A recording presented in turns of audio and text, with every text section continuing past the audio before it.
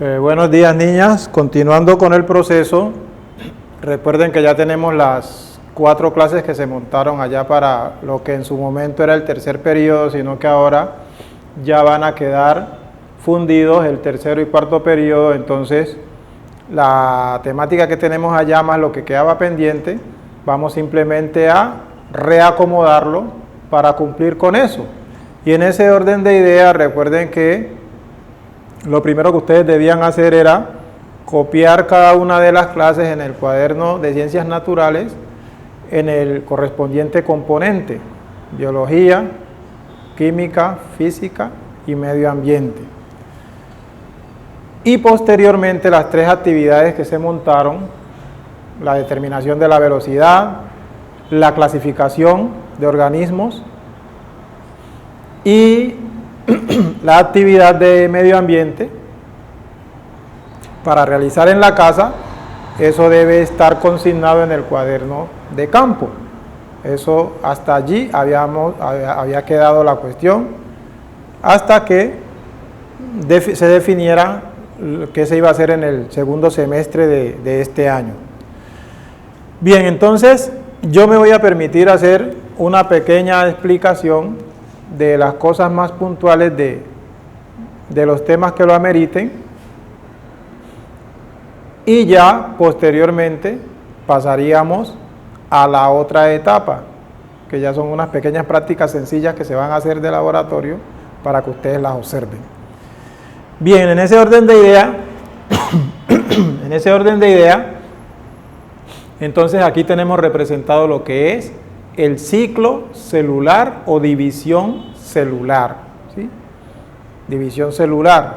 Es bueno que recordemos que a nivel evolutivo existen 2 tipos de células: las procariotas, ustedes saben, aquellas que no tienen núcleo, y las eucariotas, células que tienen núcleo. En la clase hicimos una cita sobre lo de en las procarióticas, que es por fisión binaria o bipartición. En la otra, que ya es en las células eucariotas, que es un poquito más compleja, entonces es que vamos a permitirnos hacer la explicación pertinente, además de que ustedes allá tienen un video que les habló sobre mitosis y meiosis, ¿ya? Entonces, en las células eucariotas, en el ciclo celular o división celular, tenemos las siguientes etapas o fases. Una que se llama G sub 0, como pueden apreciar acá, otra G1, otra S, otra G2, y ahora sí estas de acá abajo corresponden a la última, que es lo que en sí se llama mitosis, ¿sí? Mitosis, no se olviden de eso. Bien, entonces en G sub 0 la célula se encuentra normal, su metabolismo es normal, podríamos decir que no hay ciclo o que el ciclo está interrumpido, por decir algo, ¿sí? Y cuando decimos metabolismo normal, recordemos que allá en la terminología tenemos que metabolismo son todas aquellas reacciones que se llevan a cabo dentro del organismo, y que el metabolismo consta de 2 procesos: catabolismo y anabolismo, ¿sí?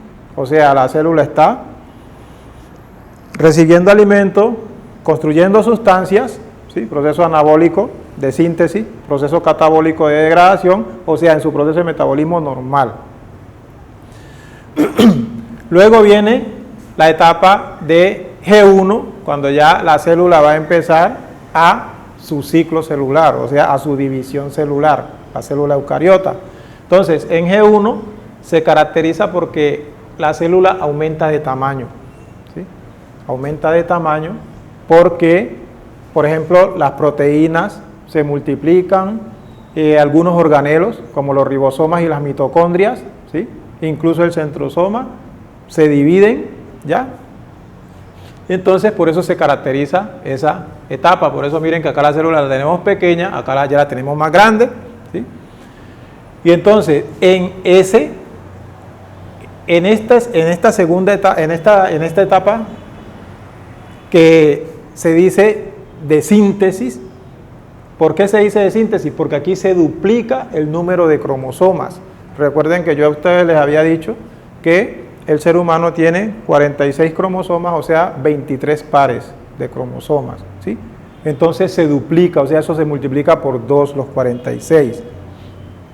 Bien, en G2 ya empiezan a condensarse, o sea, a hacerse visibles los cromosomas, se enrollan y el centríolo o centrosoma, que dijimos allá cuando vimos la célula eucariota, que dijimos que son importantes para la reproducción, entonces ya el centrosoma se divide, ¿sí? Se divide, ¿sí? Hasta allí tenemos estas 4 primeras, podríamos decir, fases, por decir algo, ¿sí? Entonces, ahí hay un pequeño receso y ahora sí empieza el proceso de mitosis como tal. El proceso de mitosis consta de las siguientes fases: la profase, que es la primera de la mitosis, la metafase es la segunda de la mitosis, la anafase es la tercera, la telofase es la cuarta y la citocinesis la quinta, ¿ya? ¿Cuáles son los aspectos importantes aquí? En la profase, aquí por eso tenemos que desaparece la membrana nuclear, el centrosoma empieza a producir el uso acromático al cual se van uniendo los cromosomas, ¿sí? Por eso se caracteriza fundamentalmente esa primera fase de la mitosis. En la segunda fase, que es la metafase, segunda fase de la mitosis, observamos que los centrosomas se han ubicado en los polos de la célula y hacia la línea media de la célula, o sea, la línea ecuatorial de la célula, se han ubicado los cromosomas unidos al uso acromático, que son estas líneas invisibles, nos representan el uso acromático. En la tercera fase de la mitosis, llamada anafase, entonces observamos que ya se separan los cromosomas, ¿sí? Y empiezan a jalarlo los centrosomas hacia los polos y va desapareciendo el uso acromático, o sea, esto va desapareciendo, ¿sí? En la cuarta fase de la mitosis, que es ya la llamada telofase, observamos que ya se regenera la membrana nuclear, el centrosoma, que es una estructura, sabemos, que se encuentra en el citoplasma, entonces ya empieza a no ser importante, o sea, ya no es protagonista, por eso ahí lo vemos como un puntico. Y los cromosomas que ya van a empezar otra vez a difundirse en el jugo nuclear, entonces ya vemos que se van como que diseminando en ese núcleo celular. Y por último tenemos la citocinesis. Aquí también es importante resaltar que entonces aquí se forma una pequeña invaginación de la célula, o sea, por donde se va a dividir, ¿ya? Entonces, ya en la citocinesis, la célula se divide y resultan 2 células hijas, cada una con el número normal de cromosomas, o sea, con 46 cromosomas, ¿ya? Básicamente es eso.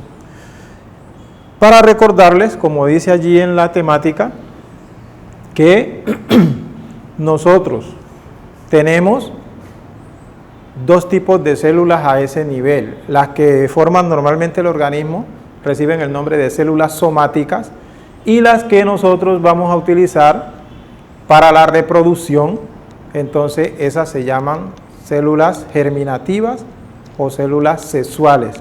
Entonces tenemos células somáticas y células germinativas. Las células somáticas que se dividen por mitosis, cada una tiene 46 cromosomas. 46 cromosomas. En las células germinativas, o sea, las reproductoras, por ejemplo, en el caso de nosotros, el óvulo en el caso de la mujer y el espermatozoide en el caso de los hombres, entonces esas células se dividen es por meiosis, que es la otra etapa que tenemos allí, ¿sí? La meiosis.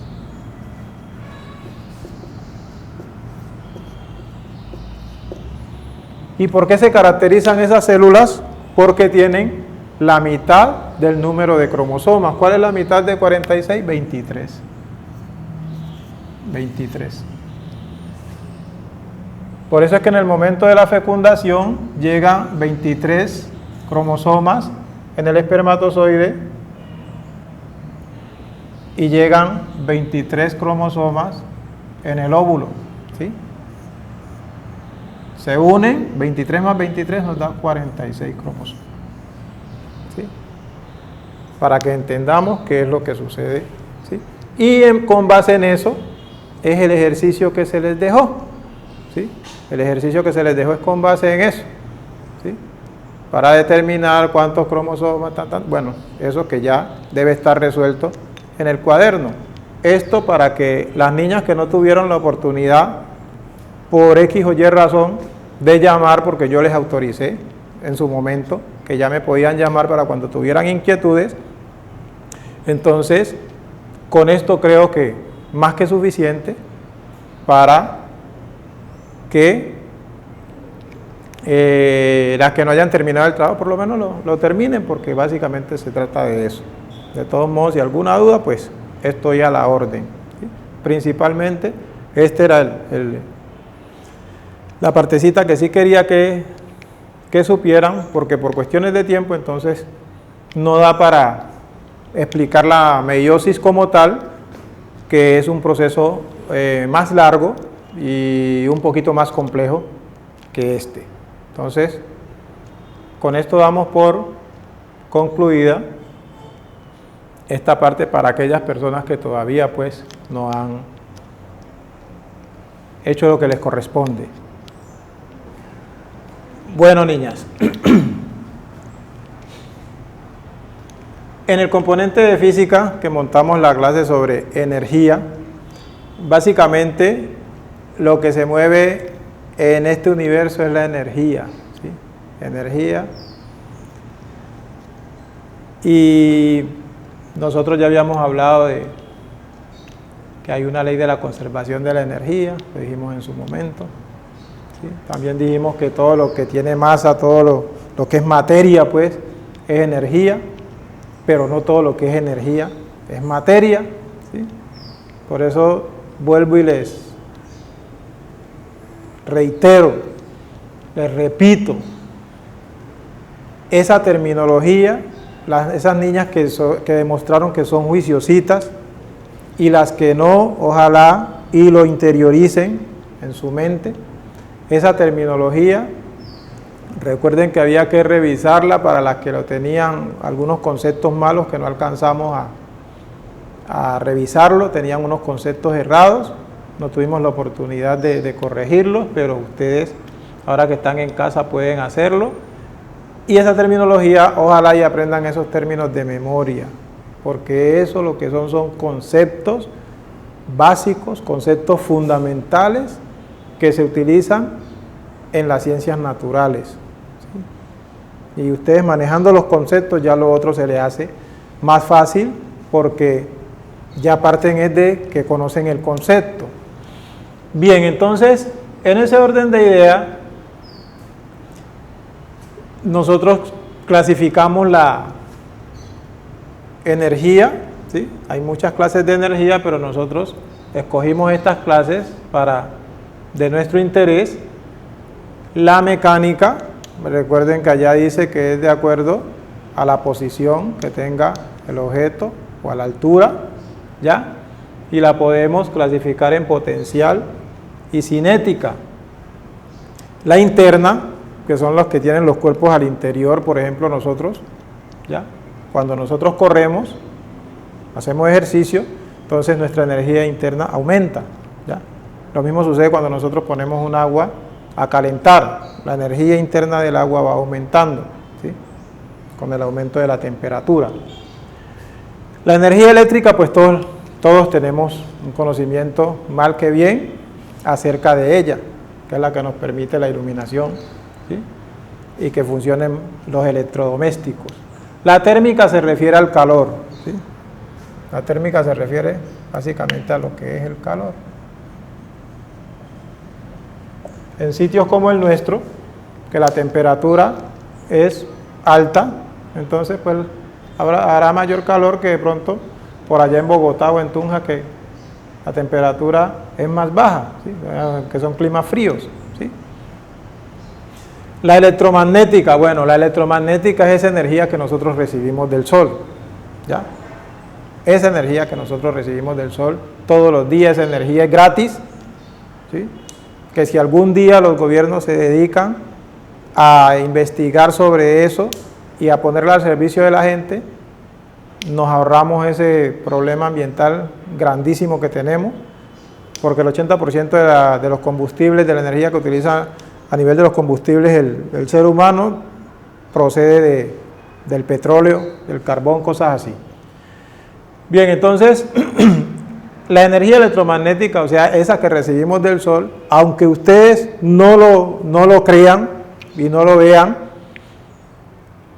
allí encontramos esta cantidad de tipos de energía. ¿Sí? Esto no es materia, esto únicamente es energía, nada de materia. Las ondas de radio que nos permiten sintonizar las diferentes estaciones, las microondas, todos ustedes saben, han oído hablar de cómo cazan los delfines, los submarinos, cómo están cómo se guían en él.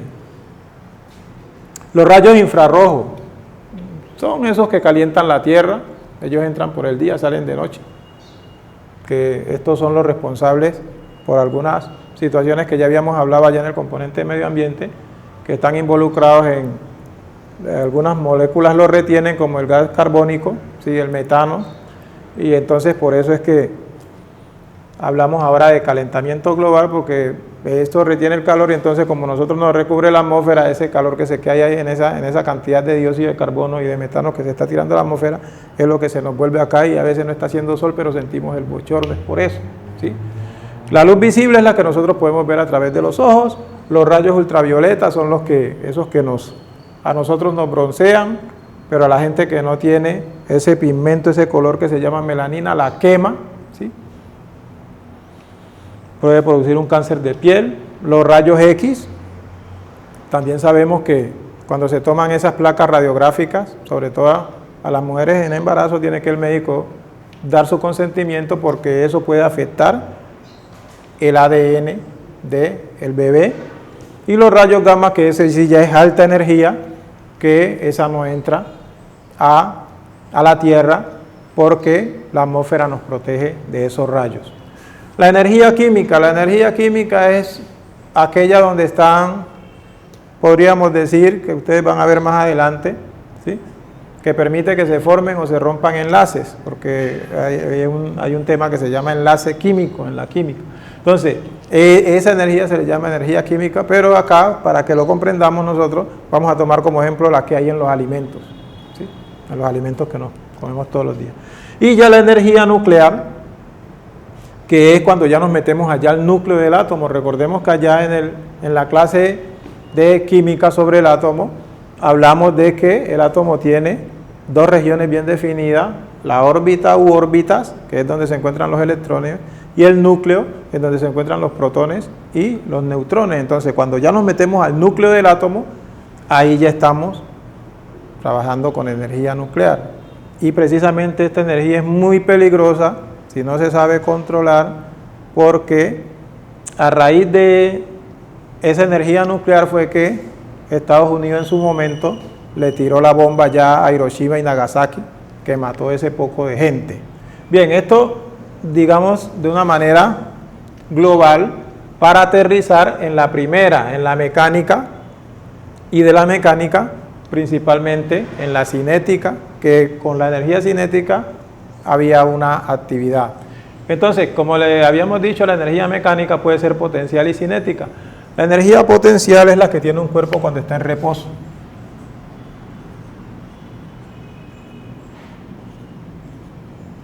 Y la energía cinética es la que tiene un cuerpo cuando está en movimiento. ¿Sí?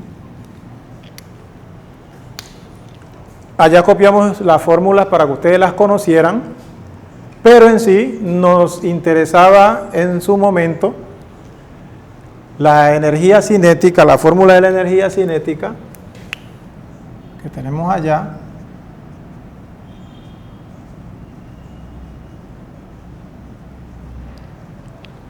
un medio de la energía cinética igual a un medio de la masa por la velocidad al cuadrado, ¿sí?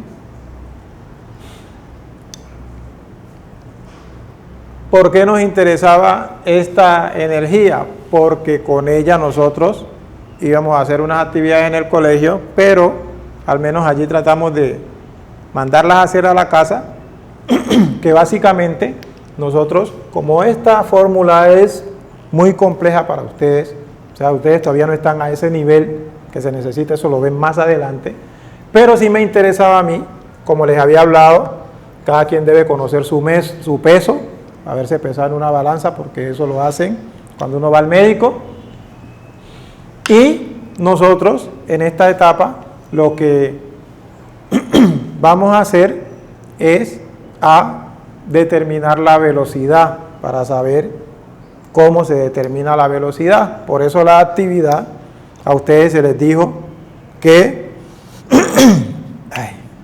tomaran un punto en la casa, quien no tuviera metro, con los pasos, contara determinados pasos, ¿sí? O sea, tienen un punto donde inicia y otro donde finaliza, hasta donde midió, ¿ya? O sea, esto que tenemos aquí es espacio o distancia, ¿sí? Distancia. Entonces usted simplemente iba a medir en su casa una distancia, un espacio, ¿ya? Como les decía, en la actividad, quien midiera con pasos, calculara que más o menos cada paso tenía 1 metro, ¿sí? Y quien midiera con 1 metro o un flexómetro, entonces pues ya iba a saber cuánto le había medido desde el inicio hasta el, ¿sí? Ahí teníamos espacio. Vamos a suponer que yo medí 10 metros, ¿sí? Entonces mi espacio, el espacio que yo veía es de 10 metros. ¿Sí? Bueno, entonces tenemos los 10 metros. Entonces, ese es el espacio que nosotros demarcamos y luego simplemente recorremos ese espacio y contamos los segundos que nos demoremos en recorrer ese espacio. Primero lo hacemos caminando suave y después lo hacemos un poquito más rápido, que eso no tiene, y cronometramos el tiempo. Tiempo. ¿Ya? Entonces vamos a suponer que yo me eché 5 segundos caminando normal.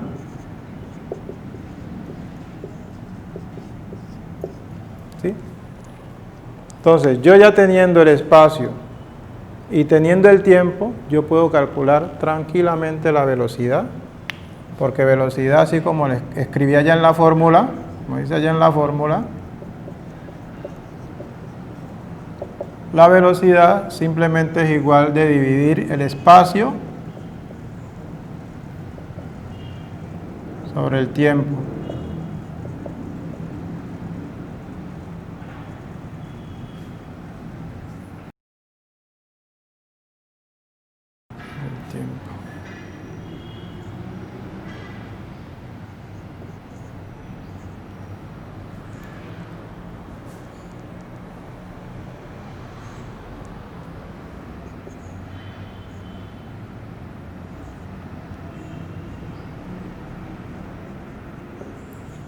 ...10 metros, yo le divido en 5 segundos.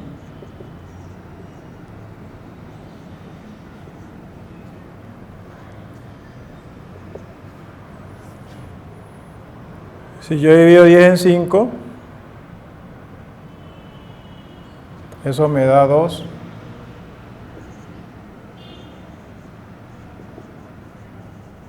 metros sobre segundo.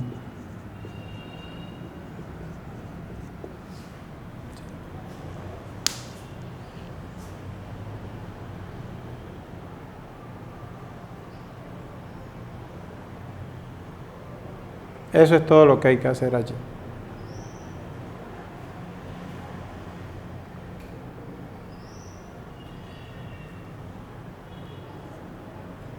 Y ya para finalizar esta parte, entonces, aquí vamos a mirar cómo se transfiere la energía. Vamos a coger forma de trabajo, forma de ondas, forma de calor, ¿sí? Cuando usted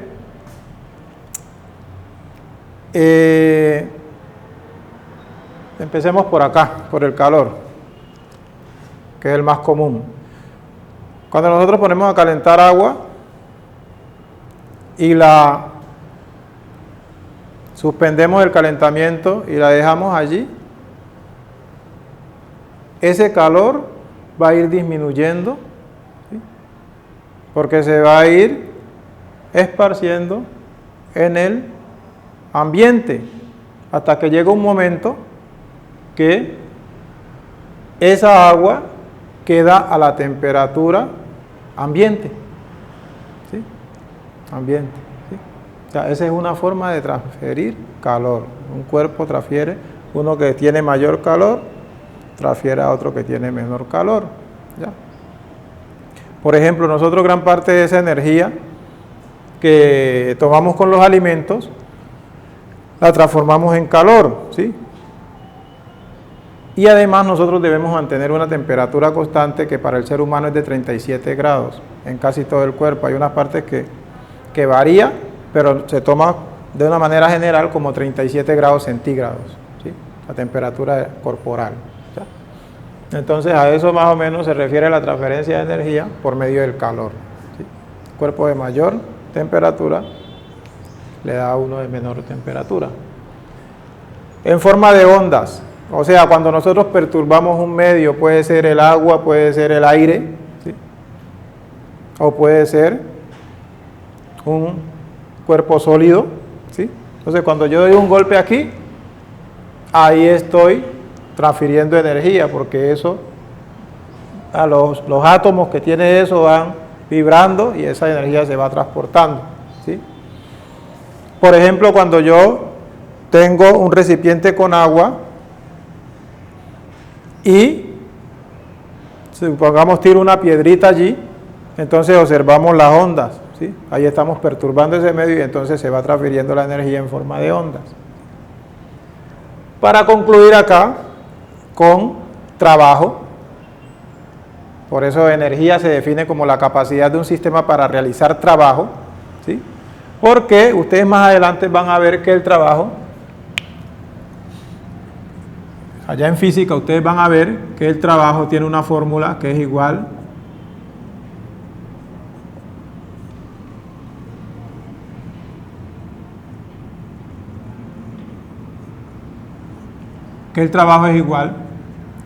a fuerza por distancia, ¿sí? El trabajo es igual a fuerza por distancia. Básicamente, ¿qué es lo que se quiere decir con eso? Yo puedo tener todo el día este marcador aquí, que si yo no recorro una distancia no estoy realizando trabajo. O sea, si yo lo sostengo aquí, únicamente lo que estoy ejerciendo es una fuerza, ¿sí? Una fuerza, digamos, contraria a la fuerza de gravedad, porque si yo lo suelto, miren que se cae, ¿ya? Entonces, lo que impide que esto se caiga aquí es la fuerza que yo estoy ejerciendo sobre este marcador para que no se caiga por efecto de la fuerza de gravedad. Pero no estoy realizando trabajo, ¿sí? Porque para realizar trabajo yo tengo que dejarlo caer que él recorra una distancia o moverlo hacia un lado o hacia el otro. Básicamente es eso. Entonces allí tendríamos nosotros para concluir lo del componente de física. Respecto a la clase de química que se montó allá, básicamente nosotros lo que íbamos a trabajar es el átomo, ¿sí? El átomo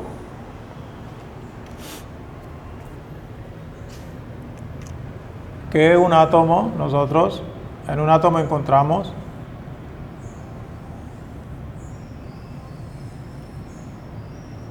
el núcleo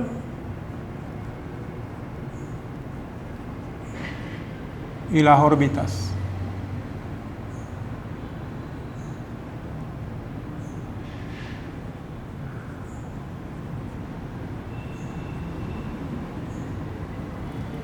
Y las órbitas.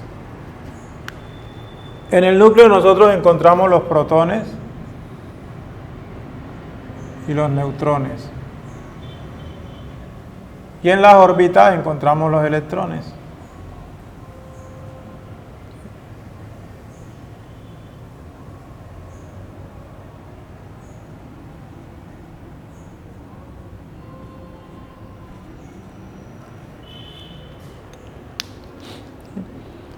Los protones, como dice allá, los representamos con el signo positivo. Los neutrones, como no tienen carga eléctrica, los representamos con el 0.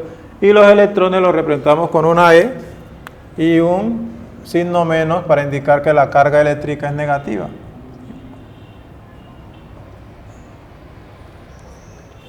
Allá en el ilustrativo que les hice, porque yo de esto les hice una ilustración, de las clases que les hice una ilustración. Entonces, simplemente esa ilustración se hizo para que pudieran realizar los ejercicios, por eso se les dijo que las órbitas corresponden a los niveles de energía o los periodos que aparecen en la tabla periódica. Se fijan allá en su tabla periódica que los periodos son las líneas horizontales y ustedes encuentran que los periodos van del 1 al 7, como se lo represente allí en su momento, y que cada órbita o cada nivel de energía tiene un número máximo de electrones que puede contener. Como nosotros apenas íbamos a trabajar con las dos primeras órbitas, entonces por eso yo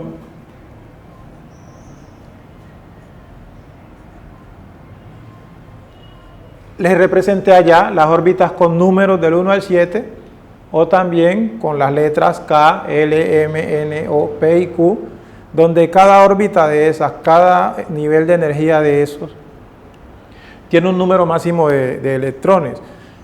Para el caso que nos correspondía, entonces, apenas íbamos a trabajar con la órbita K, o sea, la primera, y la órbita L, la segunda.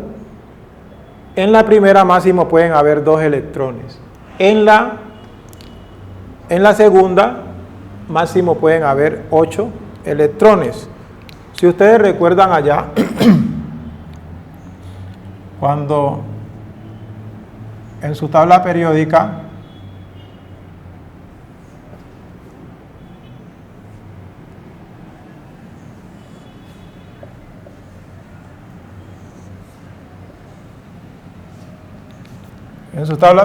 nosotros tenemos que el hidrógeno, el helio, ¿sí? Aquí tenemos ay, bendito Dios,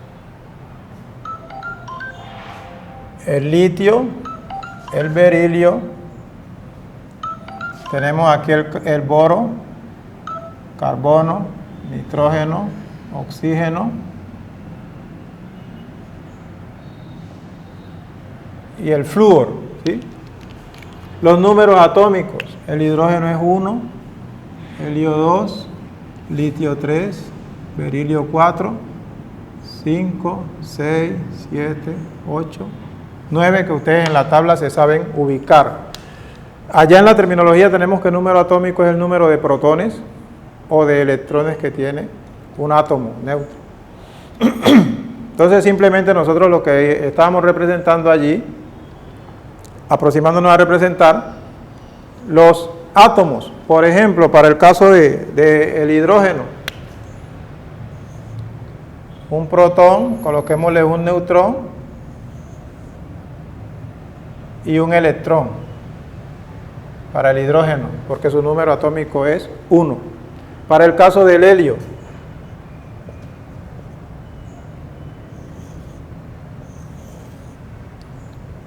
dos protones, dos neutrones, dos electrones, ¿sí? Miren que aquí tenemos en la primera órbita, o sea, en la órbita K, máximo puede tener 2 electrones. Aquí ya se llenó. El elemento que nosotros el que sigue allí, que es el litio, ya tiene que aparecer otra capa, otra órbita, otro nivel de energía. ¿Ya? Entonces, por ejemplo, en el caso del litio, entonces tendríamos su núcleo con sus 3 protones, pongámosles 3 neutrones, tenemos la primera capa con sus 2 electrones, ¿sí? Como no puede contener más de 2 electrones, entonces aparece la otra capa,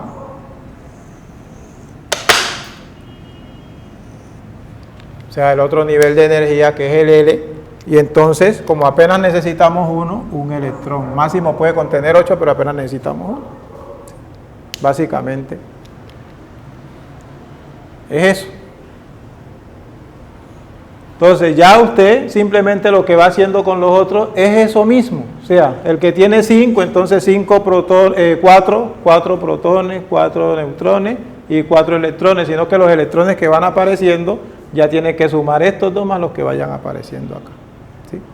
Que máximo trabajamos nosotros hasta 10, por eso, porque 2 de la primera capa y 8 de la segunda nos da 10 electrones, por eso trabajamos hasta allí, porque ustedes por ahora no necesitan más, ¿sí? Básicamente fue eso, ¿ya? Entonces, no se olviden apoyarse en su tabla periódica porque la idea era esa. Ustedes debían terminar este año manejando la tabla periódica. Desafortunadamente, ese tema, como ustedes lo van a ver más adelante ya, como tal tabla periódica, entonces, pues apenas vamos a llegar hasta esta parte, a tratar de representar átomos. Bien, niñas, para concluir, entonces, pues lo de medio ambiente no tiene, la actividad que tienen que hacer en medio ambiente no tiene, es decir, eso es elemental, porque todas ustedes entendieron que en un ecosistema hay unos elementos bióticos que son los seres vivos y otros abióticos que son los no vivos, allí se les especifica, y de pronto donde se les puede presentar algo de dificultad es en la interacción entre esos, pero allí se les colocaba también para que escogieran. Por ejemplo, usted lo que hacía era medir el frente de su casa, supongamos que tiene 4 metros, ¿sí?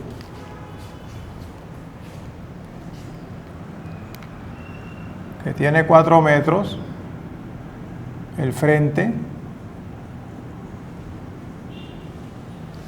Entonces, usted mide el frente de su casa, supongamos que le midió 4 metros, o sea, vamos a tomar eso del ancho.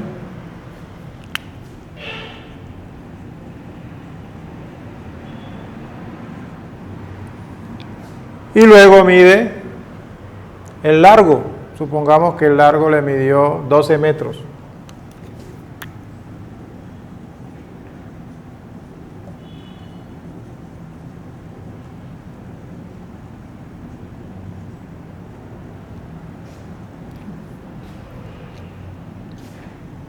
Con esas dos medidas nosotros conseguimos el área, ¿sí? El largo por el ancho, o sea 12 metros, pongámoslos en orden, 4 metros por 12 metros, y eso me va a dar el área de mi ecosistema de donde yo voy a trabajar. Básicamente es eso. 4 por 2, 8, 4 por 1, 4. 48 metros cuadrados, metros por metros, metros cuadrados. Ese es el área de mi ecosistema, en donde ustedes van a trabajar lo que le mida, eso ya en su casa. Y ya en eso es que usted va a mirar los elementos bióticos que haya, o sea, todo lo que sea vivo que usted alcance, pues que se pueda como que visualizar, sobre todo las personas, si tienen mascotas, si tienen plantas, o sea, vegetales, pues, o sea, ¿sí? Lo vivo que tengan allí. Y luego, de acuerdo con las preguntas que se hacen, mirar cómo se relacionan. Por ejemplo, de pronto la relación como hijo con mi papá o con mi mamá no es la misma, con el uno puede ser más agradable que con otro, o con ambos puede ser, eso ya depende. Lo mismo sucede con los hermanos, o si vive algún otro primo, qué sé yo ahí, o algún tío, o sea, ¿cómo es esa relación? ¿Sí? Si es agradable, si es desagradable, o sea, ahí se dan esas pautas básicamente en ese sentido, ¿sí? Porque tampoco es para meterse uno en la vida personal, no, ¿sí? Pero sí, como para hacer el ejercicio, porque así es que de acuerdo a las relaciones, cuando hay relaciones agradables, pues lógico que debe haber armonía en un ecosistema. Entonces, si ese ecosistema nuestro es la casa, si hay armonía allí, pues tiene que respirarse armonía. Pero si andan como perros y gatos, entonces no va a haber armonía, entonces la relación no es agradable, es desagradable, ¿sí? En otras es media, es lo mismo como hay gente que le gustan las plantas, hay otros que no, ¿sí? Hay gente que le gustan las plantas, pero listo, hasta ahí. Hay gente que le gustan las plantas, las siembra, las cuida, todo eso. O sea, eso son relaciones que se establecen. ¿Ya? Básicamente en eso es que se circunscribe el trabajo de esa actividad. Y por último, el de la clasificación, allí se dan las pautas. Allí se dan las pautas porque la idea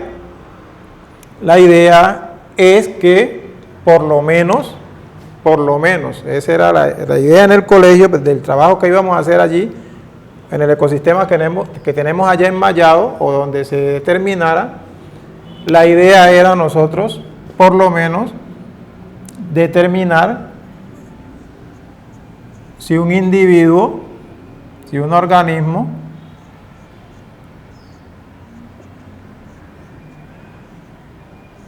pertenecía a los insectos, ¿sí?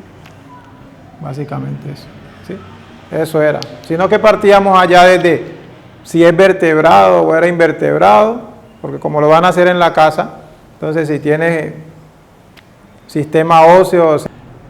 Bien, entonces la idea es que por lo menos pudiéramos nosotros aprender a reconocer un insecto por sus características principales, ¿ya? Para luego hacer un trabajo sencillo ahí en el puestico que tenemos asignado ahí al lado de la portería, donde nosotros estábamos cultivando unas mariposas. Esa era la idea básica ¿sí? Entonces, básicamente es eso. Ya lo otro son, dependiendo del tiempo y de las oportunidades, de montar unas pequeñas prácticas de laboratorio para que las niñas afiancen unos conocimientos respecto a lo que medio se alcanzó a ver, y de pronto algunos temas que no se tuvieron en cuenta, pero que a través de una práctica se pueden simplificar. Entonces, por ahora, apenas es eso.